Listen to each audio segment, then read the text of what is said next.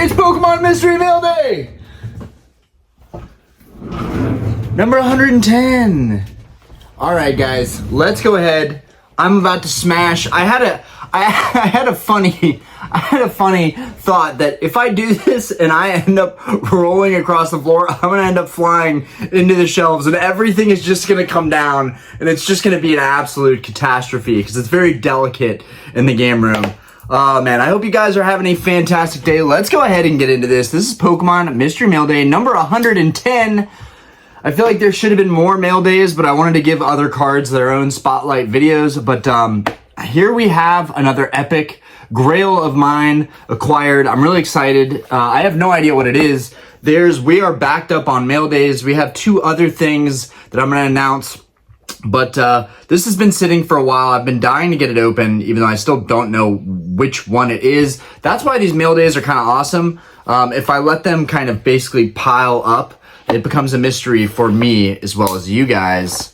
So here we go. I'm going to make sure I don't show the label of anything. Let's get this guy open up. Slice my finger off. Okay.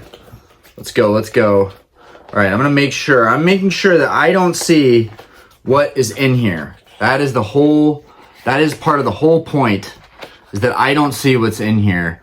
What's the best way I could go about this? Probably slipping this up from the bottom.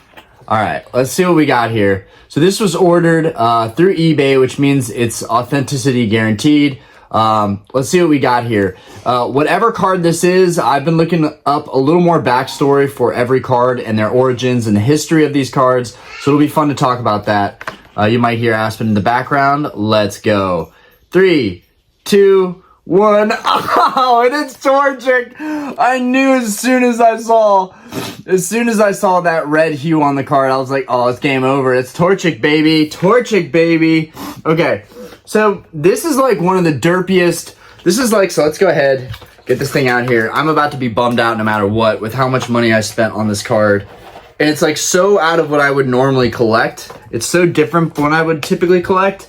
It is the antithesis of what I would typically collect. Probably should have taken this one out sooner. Let's go ahead and take our tamper-proof seal off because I am stuck with this guy. I am going to be with this guy for a very long time because this is a part of our Gold Star PSA 9 collection goal. Okay, dear God, please be clean.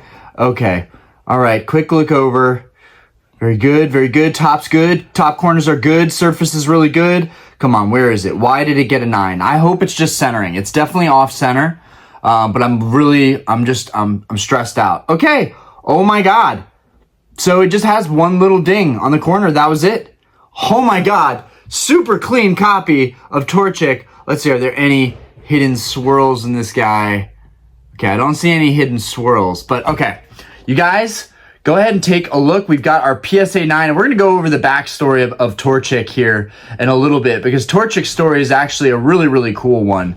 But here you have our cute little Torchic, also one of the most aggressively priced gold stars around. This card typically goes for around $3,000 in a PSA 9. This one was had for $2,800, I believe, or $2,900. Big shout out to Falling Sunset. You can find them on eBay. They're probably still selling cards. Falling Sunset hooked me up with a deal on this and another card. They were actually the same people that I did coverage on the PSA 8 Gold Star auctions that just went off the chains bonkers. They are also the same owners. They had a couple PSA 9s and I was able to snag those up. And luckily these didn't go up for auction. If they had, they would have gone for more money in my opinion. But I was able to snag these up for an offer, and because I bought multiple cards, I was able to get a slightly better deal. I think $2,800 was a really solid price. By no means was it like a great steal, but you guys can see the card is slightly off center, barely off center, but slightly off center. The holo is super glossy, looks really good. Let's get that closer in. Look at that glossy holo. Absolutely gorgeous holo. This is definitely one of the better gold stars, and he'd had this gold star for a long time. So this gold star had been in someone's collection for a couple years, and they finally decided to pull the trigger on it. I think the only card that he kept was the Gold Star Mewtwo, because that was his favorite card out of it. And I got to give it to him. The Gold Star Mewtwo from Hold On Phantoms is absolutely a banger. Get that to refocus back in. Okay, so you guys see the front of it. Front's phenomenal. And honestly, this is not a card I would typically collect. I don't really even care that much about the Hoenn Starter Gold Stars, just because for the price of these cards, there's so much doper stuff you could get. Literally, the same price of this Torchic right here, I could almost get a PSA 10 first edition Blaine's Charizard, which is much more up my alley on something that I would actually fully appreciate. But I am a completionist. I do want to complete the Gold Star set, and there are so many other dope Gold Stars. Having them all together is just, it's a must. I will say the Mudkip is probably my favorite out of the trio of Hoenn starters. I love Mudkip. I think he's really cool. I think the colors are dope, and I think that card in general is dope. But when we get to Torchic, Torchic was not my favorite starter to begin with. And really, there's a great backstory on Torchic that we're going to go into here. I'm going to show you guys the back of Torchic, just so you can see how ridiculously clean this one is. Ridiculously clean. There's literally, it has a dot up here, and that's it. Which is, guys, for PSA 9, this is as good as it gets. This is as good as it gets for PSA 9. They are super strict on their grading standards, especially these days. But this one was graded a while ago. It's a 4.3 cert, so they were grading pretty strict even during the boom, and they're like, nope, this is not a 10. It's got a little nick right there. So I'm gonna look closer. I'm sure there's got to be a little more to it than that, but I just don't see anything. I don't see any flaws on this card at all. I mean, this is amazing. This card looks like it was pulled fresh out of a pack, graded, got a 9, went for sale. That was that. This is out of EX Team Rocket Returns, which is, I've got a spare one over here. That's where all the Hoenn starters are coming from, is this Team Rocket Returns box. And get my head out of the way, maybe it'll focus in on it. There we go. We got the Tyranitar up front, and you got Mewtwo back here.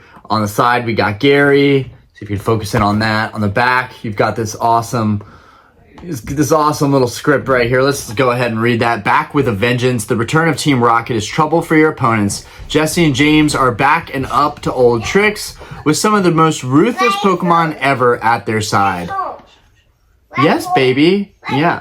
You guys gonna go to the pool? Oh my God, you're cute. You're very cute. I like your swimsuit. It's very cute. You want to give Daddy a kiss?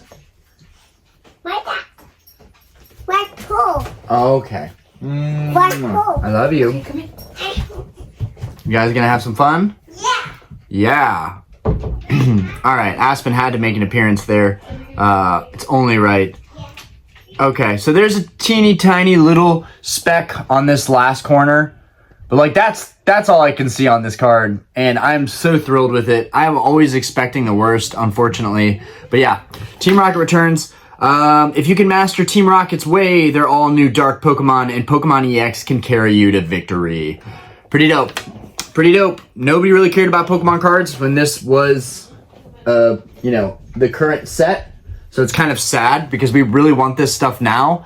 And I think a lot of that is just because it wasn't as popular. There wasn't as much demand. So they didn't make as much of it.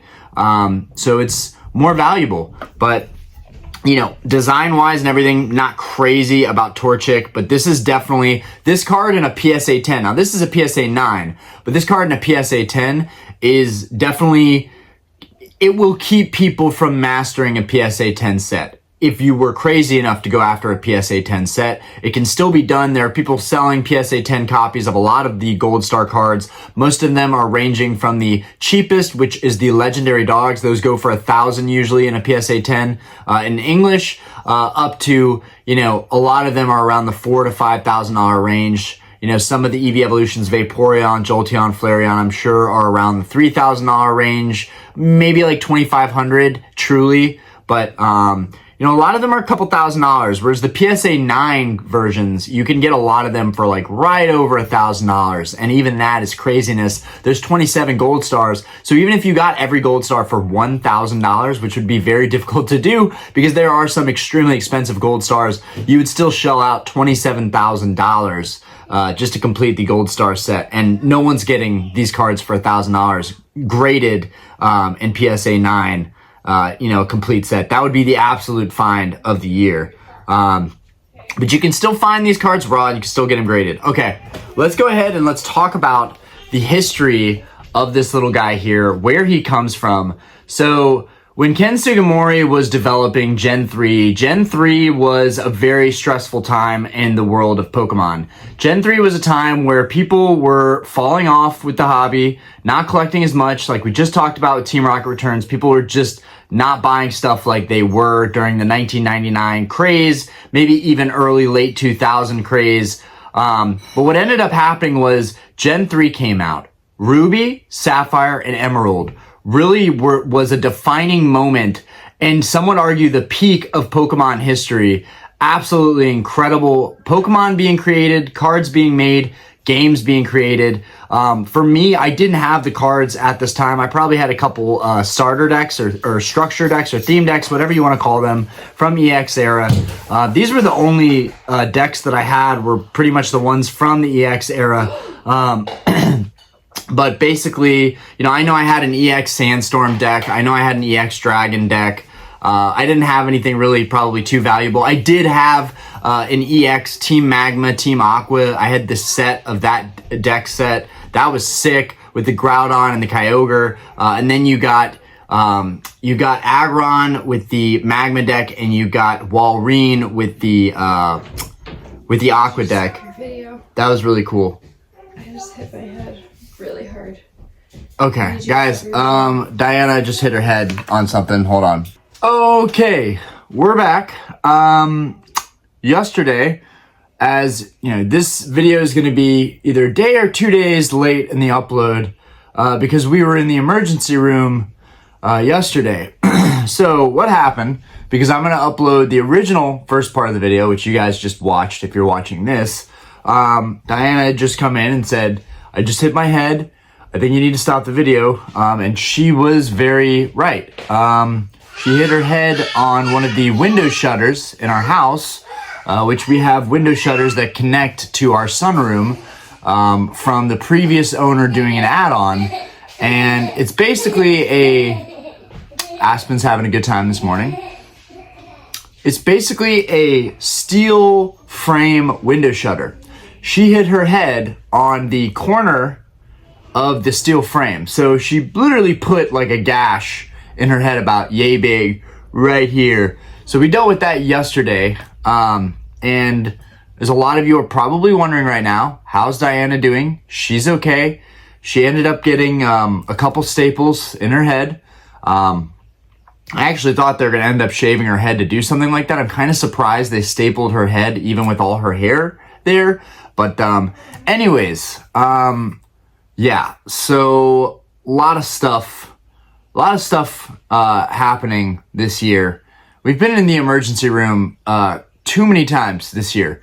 Anyways, getting back to it, even though it feels trivial now to talk about this Pokemon card when that just happened. But I'm going to finish this video because I was really excited yesterday to do this video. But a little bit of a Debbie Downer going into the emergency room. So it's, anyways, let's go ahead and we're going to talk about this Torchic, okay? And we're going to talk about the origin of Torchic, and then we'll be done with this video. So Torchic actually was Ken Sugimori's answer to changing and testing the boundaries of, changing the starters and testing the boundaries of the starters and trying new things with Generation 3 with Pokemon Ruby, Sapphire, and Emerald. So basically with previous starter lineups, they are supposed to be cute, colorful, and based on little animals that kids would have as pets in Japanese culture. Torchic is no different. So you've got Mudkip, which is kind of like a little mud skipper, little amphibious reptile. Then you have Trico, that's more like a gecko, which I'm a huge fan of that because I collected a ton of geckos as a kid and I have a bearded dragon now. So I've always loved reptiles and lizards especially. And then you have Torchic, which is based off of a little baby chick. So let's go ahead and get the ball rolling talking about our little fire chick, our little Chicken Little here. Okay, so this is such a derpy looking card. It's so derpy. When Gen 3 came out, I wanted nothing to do with Torchic. I wanted nothing to do with Torchic because it was super derpy, but I knew it was a fire starter, and I've always picked the fire starters or the water starters. But I've played every single game through with each of the starters, right? I would say, though, that the grass starter was probably always my last pick. Maybe in Gen 3, I picked Trico the second time around, though, and maybe did Mudkip last, but I'm pretty sure I picked Torchic first. Okay, that being said, Torchic is this cute little fire chick, and what it's based off of is in Japan, like a lot of the festivals and carnivals that we have here in the US, you might win, a little baby chick, you might win a little goldfish. The example online was a goldfish, but we have festivals and carnivals here where people get baby chicks too. So it's really not too different from Japan. But in Japan, it is a common thing where they actually dye the baby chicks. So the baby chicks, so people are given or win the baby chicks, and the baby chicks have a dyed color. In this case, you can guess the Torchic's dyed color is more of an orange, reddish hue that gives it that little fire chick look. And so what Ken Sugimori did was, Torchic evolves into Combuskin, and then it evolves into Blaziken, which is more of a humanoid fire chicken-esque rooster-looking Pokemon. When I say humanoid, by that, it's the same as Gardevoir in a sense that they wanted to give it more of a human-like approach to the design of those Pokemon and really change things up and see how people took to them. What they found was that people really, really loved the new humanoid designs, and Blaziken would go on to be one of the most popular starters of all time, as well as Gardevoir being one of the most popular Pokemon in Gen 3. People loved it. Now, the story of what happens with these baby chicks is kind of funny. So kids get these baby chicks, they're colored, they outgrow that color, and once they become adult-sized chickens, basically they lose their color entirely and they don't look so cute. And so that ends up with kids basically abandoning their baby chicks initially that have now become large chickens that aren't so attractive looking. They basically, or cute, they abandon them. So what Ken was trying to see was if people had Torchic and it evolved into Combuskin, once it hit its last evolution line, Blaziken, which Combuskin still has a little bit of that, it still has that orange hue. It's still kind of a cute looking Pokemon. Takes an entirely different approach once it evolves into Blaziken. It looks completely different. It does a 360. So what Ken's theory was if when it evolves into Blaziken, are people going to abandon their cute once Torchic that is now Blaziken? Are they going to leave it in the PC box in the game? Are they going to leave it there and abandon it because they don't like the way it looks anymore? That was a genuine theory he had. And honestly, it's kind of amazing because how could anybody ever abandon a Pokemon that they've been training like that? Even though it's just a video game. I know this is more like in the anime, like how could you abandon your Pokemon? Like you're supposed to be its best friend. But in the game, it's really just like, okay, well, this was cool, but I'm going to leave it alone now. This actually happened with me in Scarlet and Violet. I actually abandoned my Fuecoco. Once it became Skeledirge, I wasn't that big of a fan of it. I wasn't a fan of it to begin with, though. But I abandoned mine and ended up just going after other Pokemon that I liked. But I did not do that with Gen 3, with Torchic. When it evolved into Blaziken, I thought it was kind of weird because from my perspective playing the game, you can see Torchic's weird, like, hair that, like, flies down, which is, I guess, supposed to emulate kind of the triangular look of, like, an adult chicken, and his hair kind of grows out white, which, again, is leaving, it's growing out of that dyed color. But anyways, I love Blaziken. This was a really, really cool story to learn about how, you know, the kids abandon their baby chicks that are died once they are full grown, and that how Ken wanted to connect that and basically was willing to take a risk on experimenting on such a big game, such a big franchise. But this was one of the key things that really changed up the game and kept players playing the game. Along with that, and I've talked about this before, Ken also brought in a lot of other designs that basically were only supposed to be cool, tough-looking Pokemon, and that, you know, Aggron, Groudon, Rayquaza, these Pokemon were brought in basically to keep players interested in playing with some of the cooler, tougher Pokemon. And it definitely worked, because those were the Pokemon that I gravitated towards the most. I thought they were tough, I thought they were cool, aggressive looking Pokemon, and I loved them. But also, to Ken's surprise, happily, everybody loved Blaziken. So that's just a really cool story behind Torchic and Blaziken, and how Blaziken is a part of an experiment, as well as the beginning of Ken Sugimori's humanoid design approach to Pokemon. The reason that this video is kind of more important than any other videos is, one, Torchic is a very, very rare Gold Star card. Very expensive too, but it's such a derpy card that typically I would have literally zero appreciation for this card, which is sad, because a lot of people probably would love this card, would love to have a little derpy fire chick.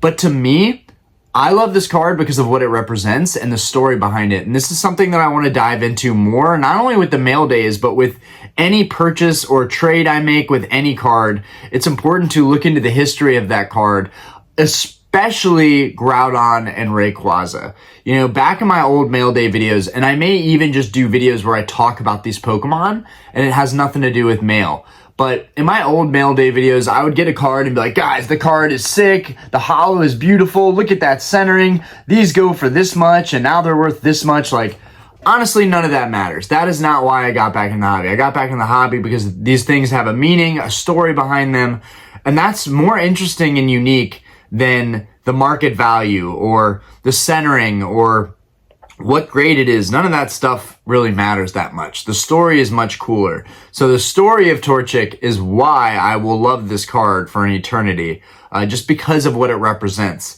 So while it's not one of my favorite Team Rocket Returns Hoenn starters, and I probably prefer the Mudkip and then Trico over this, it does have a really unique story that neither Mudkip or Trico can really compare against. Torchic, you know, the evolution line probably has one of the most interesting design stories of all. Just because it's connected back to their culture, and there's like a reason for everything. Like, nothing is like random. Like in Pokemon, there's a reason for everything, and like that's something I need to keep in mind when I see newer Pokemon that I wouldn't necessarily gravitate towards, that there maybe is a story behind those Pokemon and what makes them unique and what makes them cool. So it's definitely it's a cool story. I'm glad to share it with you guys. Dyanna is okay. I'm going to stay home probably the rest of the day, but not sure what my upload is going to be next, but I just wanted to get this video done. Anyways, I appreciate you guys. Say goodbye to Torchic. We are heading out now. All right. This is an awesome card, though. Shout out to Falling Sunset for hooking me up with this card. Absolutely amazing. And I wish that dude the best of luck with his family, with his growing family, and whatever his endeavors are. Selling your entire Gold Star collection is no easy thing to do. And I think it was really tough, you know, especially because he completed the Gold Star set. That's a very impressive feat in itself. And to give that up for the betterment of your family and yourself financially, like that's an adult move, and I respect that. So, and I might come to that conclusion myself at some point. But for now, we're staying on the journey. We're collecting Gold Stars. We're enjoying them. And yeah, peace out, guys. Again, we are so close to 5,000 subscribers. At 5,000 subscribers, we are going to open a heavy base set pack so everyone can laugh at me as I pull a Poliwrath or a Clefairy or a Ninetales, which has already been pulled from the same people that sold this box, but of course I would only be lucky enough to pull a duplicate holo. Anyways, that'll be fun. Hopefully we pull Charizard realistically, but alright, peace out guys, y'all have a great day.